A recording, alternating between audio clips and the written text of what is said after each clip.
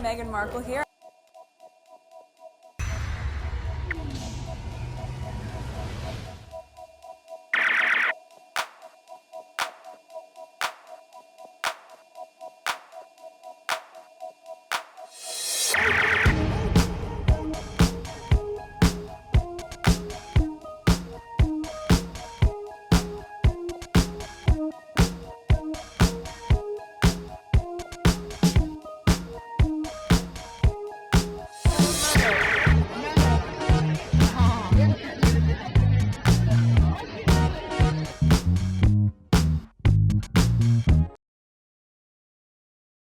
Today is April 8th, 2025. It is 1:51 a.m. The other day I came across a response under one of my videos about me showing the back end of my channel.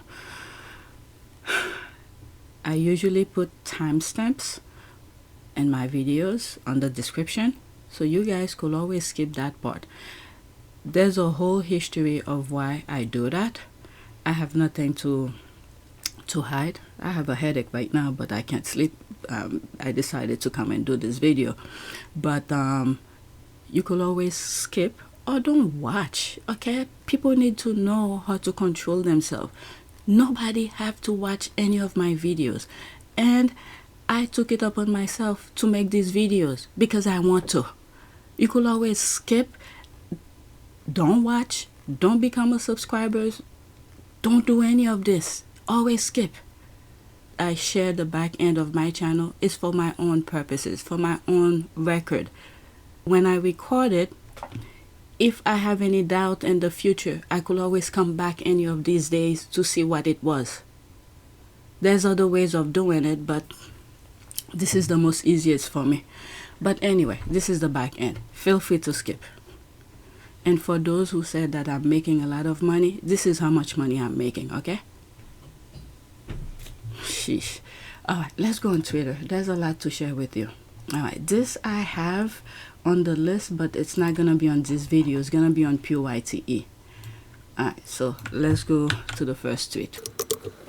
Alright, there is a running thread where tabloid journalists and palace insiders praise Kate Middleton for quietly putting up with their abuse. So she retweeted that. That's Henry VIII, by the way. Kate Middleton is a much stronger person than Meghan Markle in many ways, as despite both facing the same gossipy criticism, no, it's not the same. Meghan left. They literally told her to leave. If you want to be private, go back to America and live privately. It's pretty straightforward. She left, but you guys are still talking about her in a negative way. Why don't you guys focus on the one that the taxpayers are funding? It's not the same. Going out, look what they're doing to Harry. My goodness. Gossipy criticism from snapping courtiers. She will still always accept advice, says former Kensington Palace staffer. She has no... Whatever. Let me put this clip that this presenter had said about her. This is why they accept her. One of the reasons Catherine is so popular amongst certain demographics, and I'm going to say older people and men, is because she says absolutely nothing. She's a good little girl who keeps quiet and doesn't complain, doesn't do anything, doesn't rock the boat, and is a very traditional, old-fashioned, mute woman. Okay, there's me here. Oh, an hour ago. Yet, the husband of hers kept disrespecting her in public. A lot of people don't seem to get when they say she's the perfect princess, it's not a compliment. They're basically bragging about how easy she is to control. That's pretty much that. Does she have anything to fall back on in case she leaves that family? Okay, except Kate comes from a banking dynasty. What? The parents owe money. There's a lot of issues with that party business and all of that. Let's not forget about the uncle, about the drug things. Do I still have that video somewhere? So that's that. Let's leave this alone. Let me put the uncle video talking to the, how do you call this? The journalists who were recording him. He even claims Prince William will soon be a guest at his home, the home he has crudely named Maison de Bang Bang. So we've got Prince William. Prince William's thing? Really? That's yours? Yeah. Really? Right. Now we're connected. Gosh.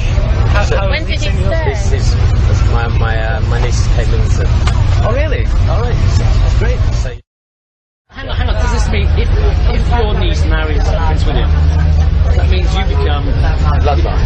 uncle to the Queen? Well, yeah, after Charles. After Charles, you will be the uncle to the Queen of the United Kingdom. I'm going to be the Duke of Slough. So hang on, King of Ibiza. hang on, how are you related? My sister's daughter. Your what? Your sister's daughter? Yeah, I'll be bloodline. Hang on. It's Kate Middleton, Yeah. who's getting married to William. Yeah. So when Charles is king, Oh dear. and then William's king, Yeah. Kate will be queen. Carol And then Goldsmith Gary will be married king Mike and Middleton. queen. Hang on, you'll be able to go to Buckingham Palace. I've got my own room. The Goldsmith's wing. The Goldsmith wing.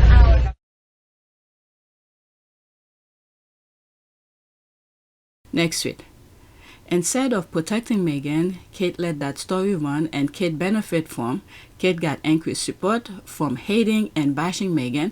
Okay, the same thing that they're doing right now with Harry, with, what's that, Sophie Shanduka. Alright, they give her the platform and all of that because pretty much she's bashing Harry in a way. So they will support that. And once they get to a point where they no longer need the person, you see how they will treat them. Alright, Kate got increased support from hating and bashing Meghan, and the British media was helping Kate to misinform the public to abuse Meghan for Kate envy and jealousy, and she was asking about the color of Harry and Meghan's kids' racist troll. I always felt that it was the other brother who had the issue with the skin color, but they threw her under the bus and then she never corrected it, so let's leave it as that. There's what's this guy, Piers Morgan, saying, who had question about the skin color. I will never believe it, but now we can start the process of finding out if they ever got uttered, what the context was, and whether there was any racial intent at all. Like I say, I don't believe there was. The royals who are named in this book are King Charles and Catherine, Princess of Wales. And then the two people he mentioned all of a sudden had cancer. So let's listen to this. It will be a screenshot. Oh my God, 4 minutes. That's a long one. Meghan Markle trashing Kate Middleton. What? No. From what I've heard from that interview, she actually speak positively on what do you call this? Kate. About she came and let's listen about being apology. Meghan Markle trashing Kate Middleton. Story. Did you hear this one about you making Kate Middleton cry? This I heard about. You heard about that? Okay. That was a turning point.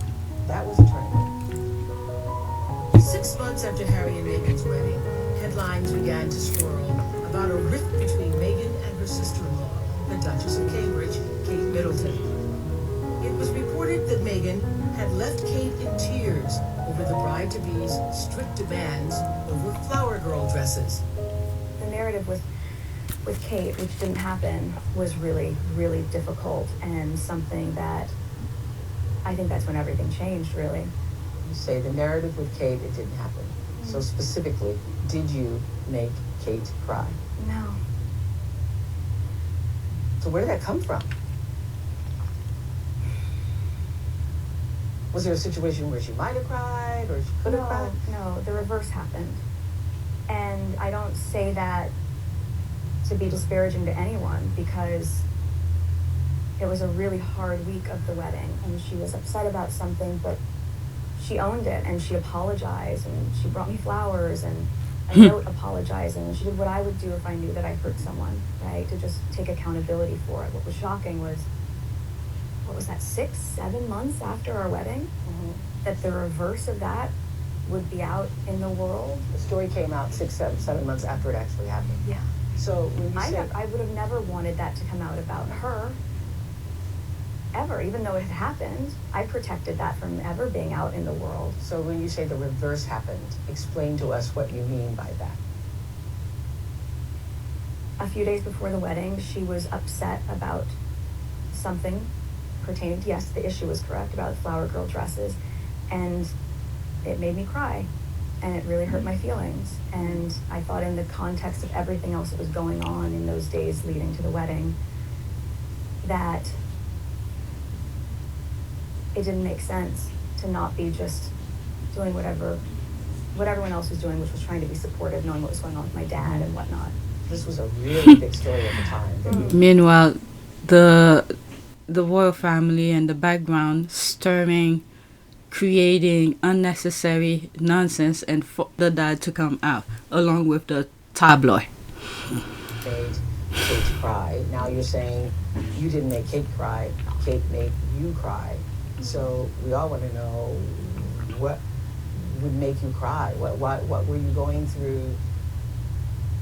You were going through all of the anxiety that brides go through putting their wedding together, and going through all of the issues with your father. Was he coming? Was he not coming? And there was a confrontation over the dresses. It wasn't a confrontation, and I actually think I don't think it's fair to her to get into the details of that, because she apologized. Okay. And I've forgiven her, right? What was hard to get over was being blamed for something that not only I didn't do, but that happened to me, and the people who were part of our wedding going to our comms team and saying, I know this didn't happen. I don't have to tell them what actually happened, but I can at least go on the record and say, she didn't make her cry, and they were all told the same. So all the time the stories out there, you had made Kate cry. You knew all along, and people around you knew that that wasn't true. Everyone in the institution knew it wasn't true. So why didn't somebody just say that? It's a good question. I'm not sharing that piece about Kate in any way to be disparaging to her. I think it's really important for people to understand the truth. But also I think a lot of it that was fed into by the media, and look, I would hope that she would have wanted that corrected. And maybe in the same way that the palace wouldn't let anybody else negate it, they wouldn't let her, because she's a good person. And I think so much of what I have seen play out is this idea of polarity, where if you love me, you don't have to hate her. And if you love her, you don't need to hate me. Yep, those people don't understand. What is it? There's one thing that she said about correcting. Let's see, is it here? So why didn't somebody just say that? It's a good question. I think it's more Yeah, like... look, I would hope that she would have wanted that corrected. And maybe in Right. the same way that the palace... The correction here for the history book.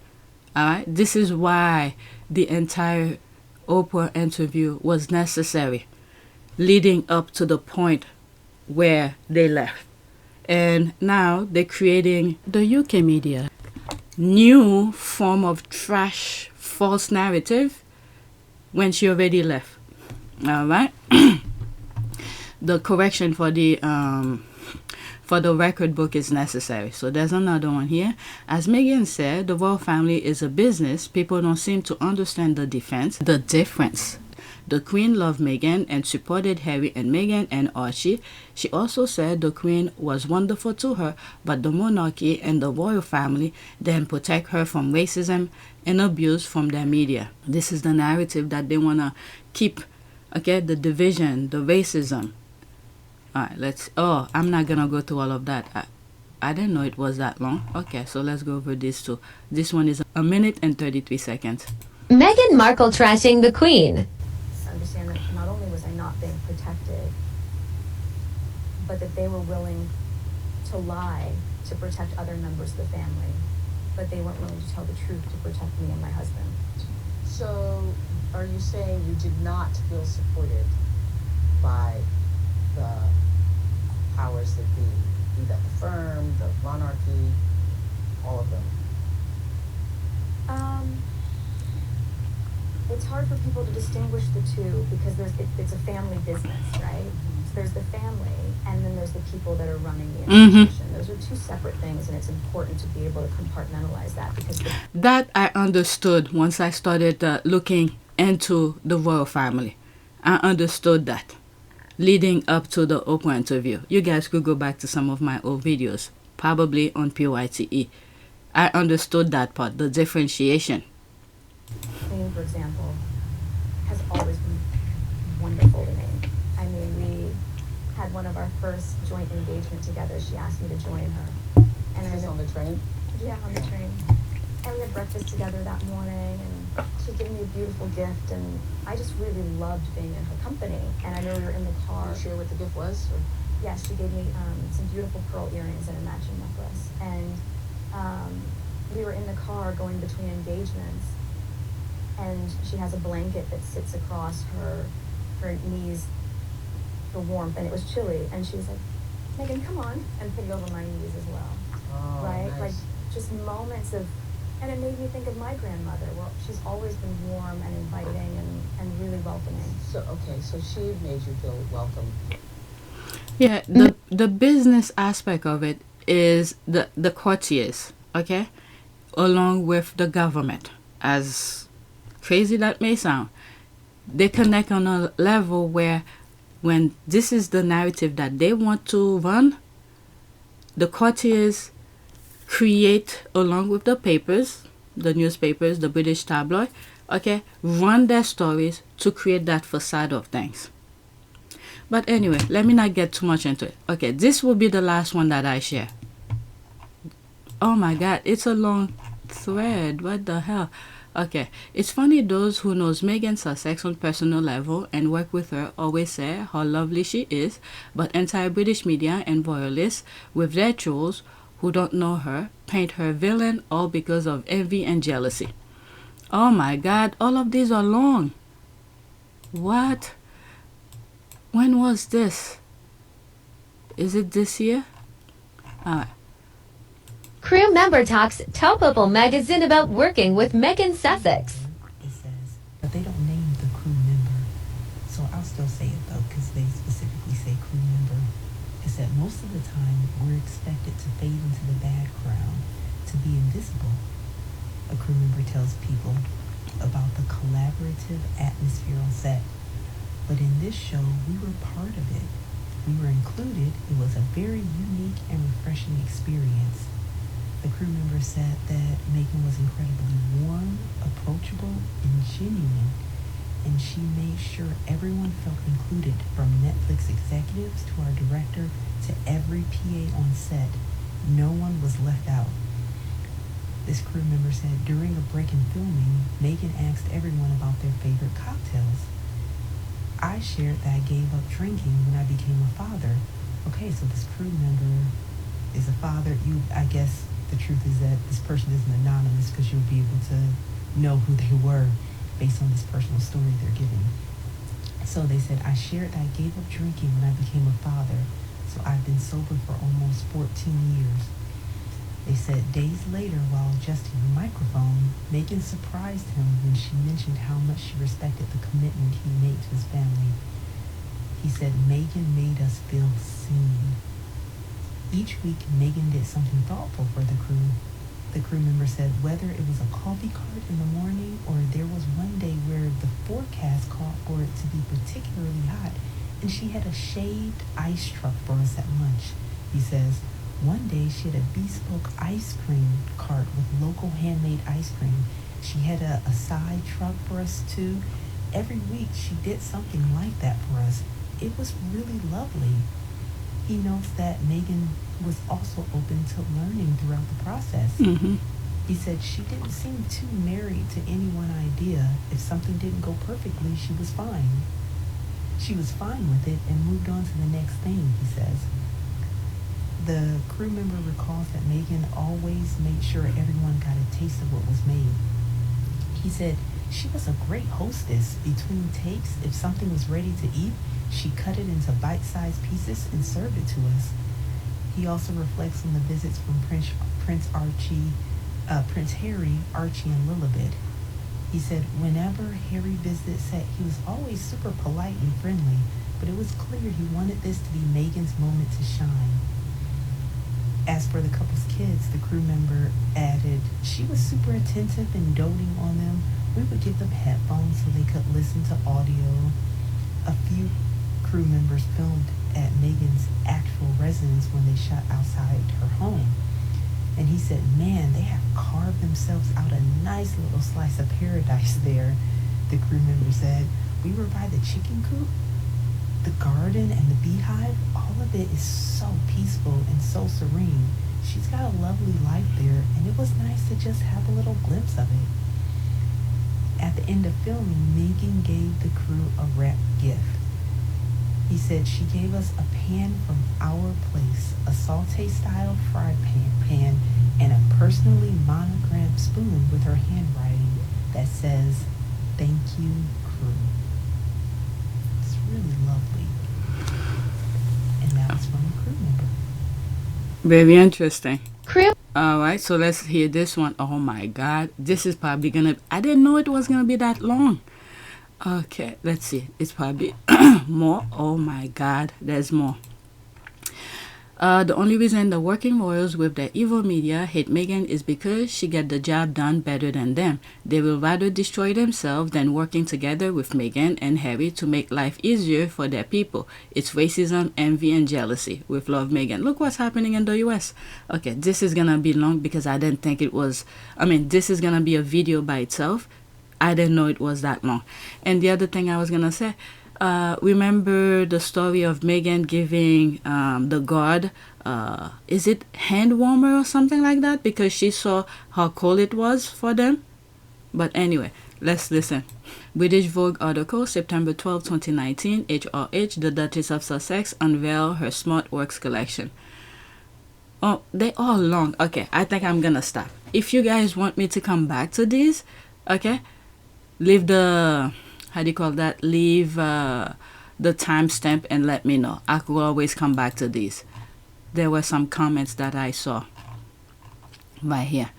Okay, what makes you think Kate is powerless? Okay, Meghan was classy toward Kate, probably more classy than that viper deserves. She didn't trash her. She just told the truth about what Kate did to her, pretty much clearing the false narrative. She didn't even reveal it was her who talked about the skin color or the baby. Both of them, Harry and Meghan, said they will never say it. That conversation I'm never going to share. But at the time it was awkward. I was a bit shocked. Can you tell us what the question was? No, I'm not comfortable sharing that. Okay. And this is why the other one went on national television to say who were the racists who talk about the skin color. And nothing can make me like Kate again after I watched this when it came out. And still nothing can make me like that woman. Okay, baby, oops. She's not trashing Kate Middleton, on the contrary. I think that was a shade. Alright, the royal family never comment on anything, never complain, never explain. So you're wrong. Okay. But Harry told us.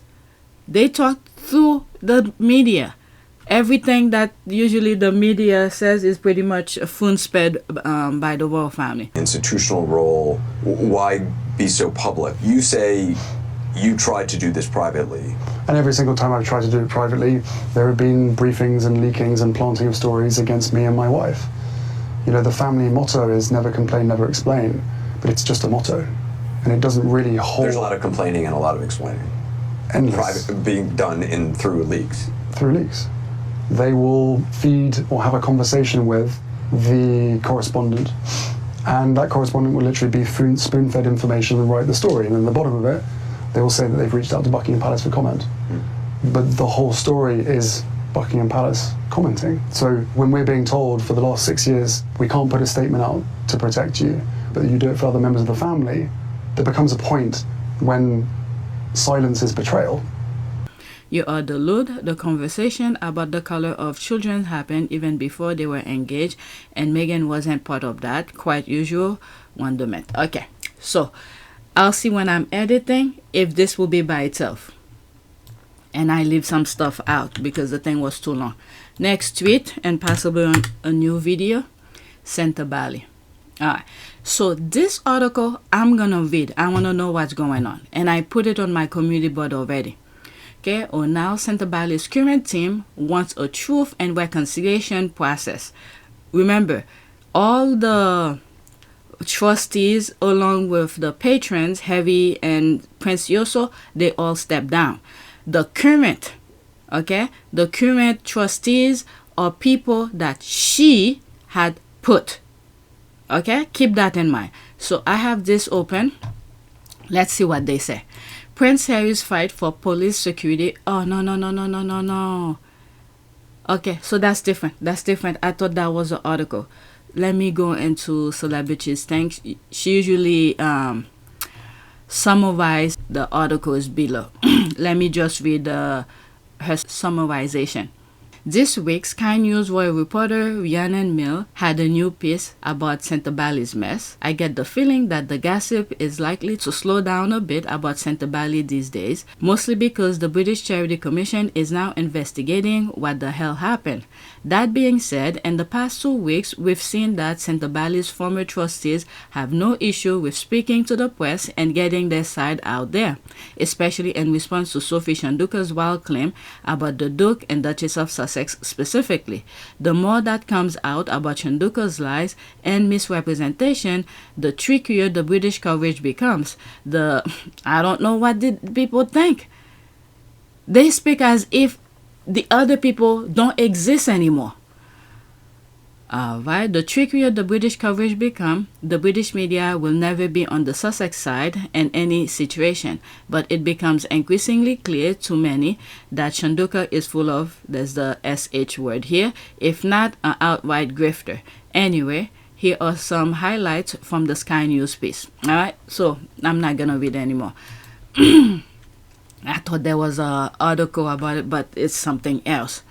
Right, you can have truth and reconciliation when Sophie continues to breathe BS, petty high school girl crap to the media. Sophie continues to throw Meghan under the bus for stuff that has nothing to do with her. I'm telling you, if Harry's gonna sue legally, it will be for that. The moment I started looking into that, and I heard her say her nonsense on national television, and I was like, if Harry's gonna sue, it will be for that aspect alone, for mentioning Meghan into her BS. When Meghan not only brought the spotlight onto the game, Sentebale's polo match, also brought a friend who has money who would donate to the charity. So I don't know. Harry will do what he needs to do to protect his wife, his family. Sophie will have an issue, a massive public apology, which we all know she will never do. Okay, why is this woman fighting so hard to stay in an unpaid position in someone else's charity? Why doesn't she go start her own? That was something that I said the first time I came across it as well. Alright, I actually think this is not Sophie briefing, but other people. Leon and Sophie are continuing to throw Meghan under the bus, even going so far as to do another leak to the Mail and Daily Beast that Sophie was pissed that Meghan only said hi. Like the caption said, it's like high school petty, not even high school. It's like sandbox, little kids nonsense. What people need to look into is what the other royal family are doing. Because this is nonsense. Remember, the royal rats, how do you call them? The courtiers and all of that, they like to create distraction. And I think I came across something where, what's the other one? Prince Andrew is talking to Chinese spy and all of this. These are the real issue. They trying to keep people away from. Leon and Sophie, and then that Leon guy, from my understanding, is like have some sort of a connection, in my humble opinion, with the other brother. So he has nothing to lose, in a sense. Well, there's some money issue that was put out there, allegedly, that some connection, but that would be a different thing. But in terms of the major problem that Sophie is in, from my periphery, she's in big trouble. But him, that Liam guy, he pretty much not as much of a trouble as Sophie, but his job in a way is to help stir the problem, the controversies, the unnecessary noises. Alright, Leon and Sophie are continuing to throw Meghan under the bus, even going so far as to do another leak to the Mail and Daily Beast that Sophie was pissed that Meghan only said hi, and again, that's childish thing, and that she went off to one side, thereby, I mean, I spoke about it. When you're not a friend with someone, how much of a conversation can you have? Sophie and Meghan are not friends. They just, I guess, because of her, Sophie, relationship with Harry in terms of a business aspect for the Sentebale, so the connection will be just completely business.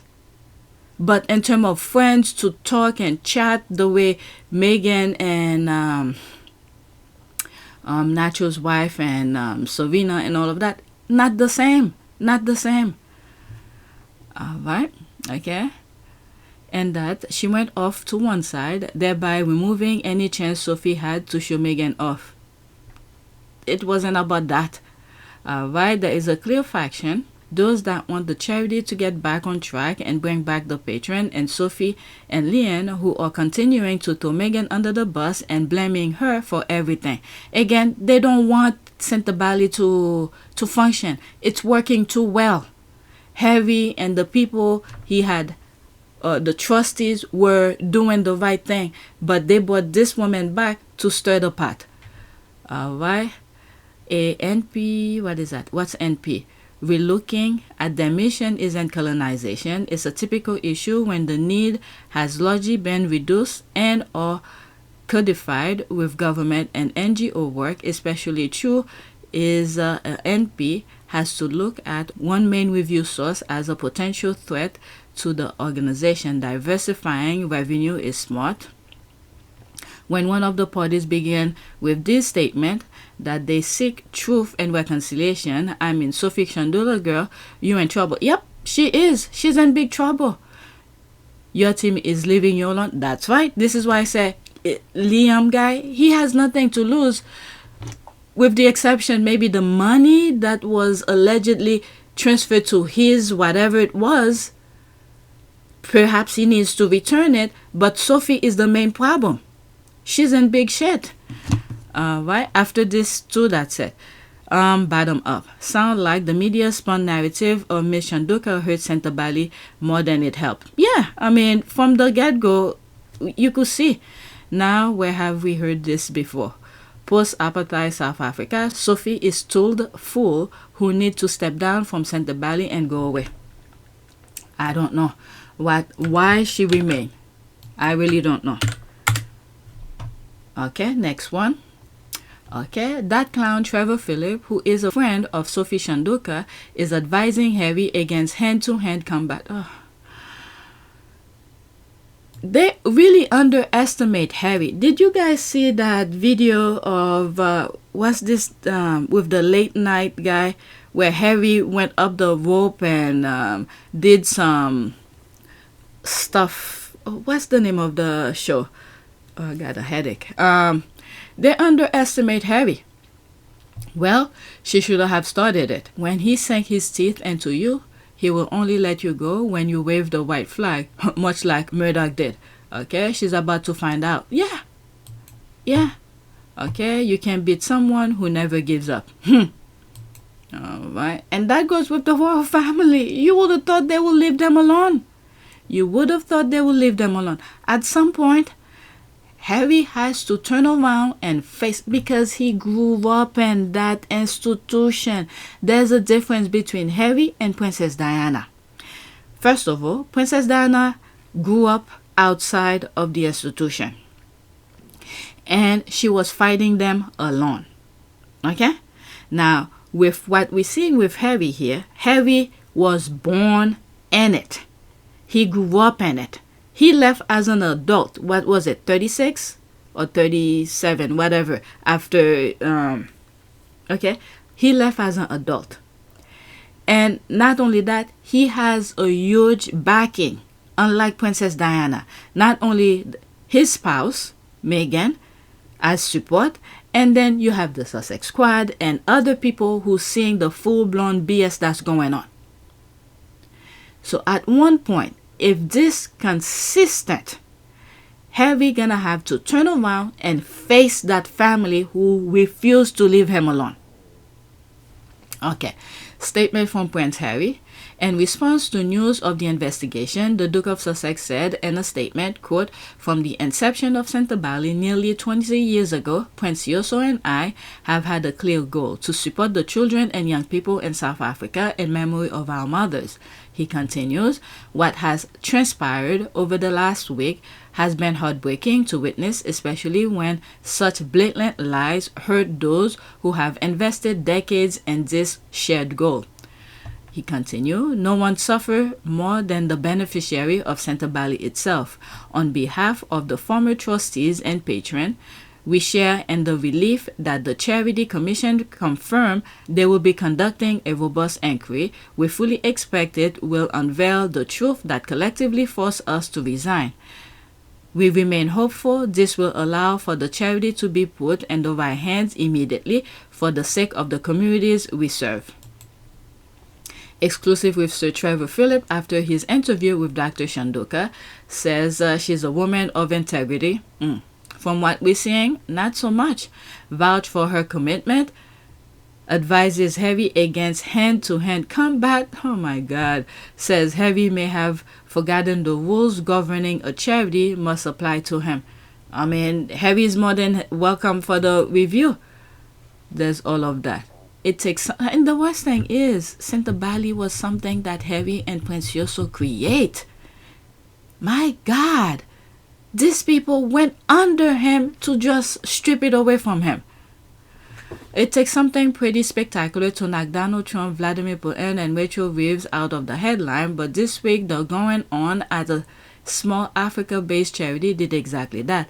A spot of resignation at Sentebale set up to support families with children stricken with AIDS garnered global attention. The reason is, of course, that the charity patron was the Duke of Sussex, formerly HRH, Prince Harry, who created the organization partly in memory of his mother, Diana, the Princess of Wales. The conflict, they don't mention Prince Yoso, did they? Okay. The conflict has torn the charity apart and threatened its life-saving work, not to mention the reputation of all involved.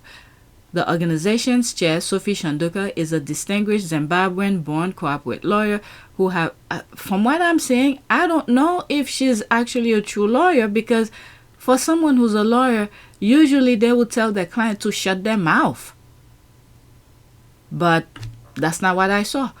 Who I have known for many years, we have worked together to persuade city firms to increase the gender and ethnic diversity of their boards. This is the part they think they will fool people by putting her in to do the inside job. But people are calling them out. Her out, I mean. But I had little knowledge of her royal connection until now. In our interview, she accused the Duke of unleashing the Sussex machine on her and Sentebale's staff. A source close to the former trustees of the charity has described the claim as completely baseless. We shall see. Should I continue? Okay, what is that? There's so much more. This is the thing I just read. Let's pause that. These are the receipts the squad were bringing out.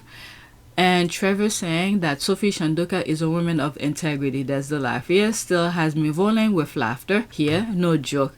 That is hilarious. Trevor Phillips, Sophie Shandoka, integrity. She doesn't even know what that is versus the reality. Alright, so there's all of that. I've shared so many of these already. So let's go to the next tweet. Now we are in a different conversation here. King Charles.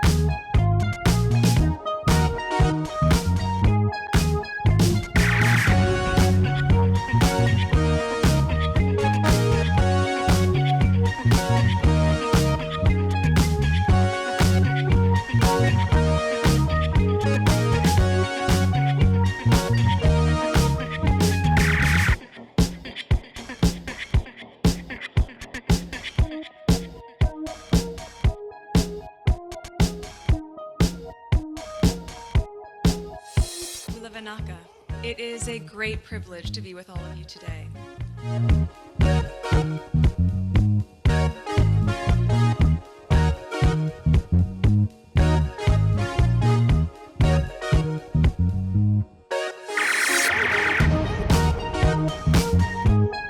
You know, we ask for forgiveness and please come back.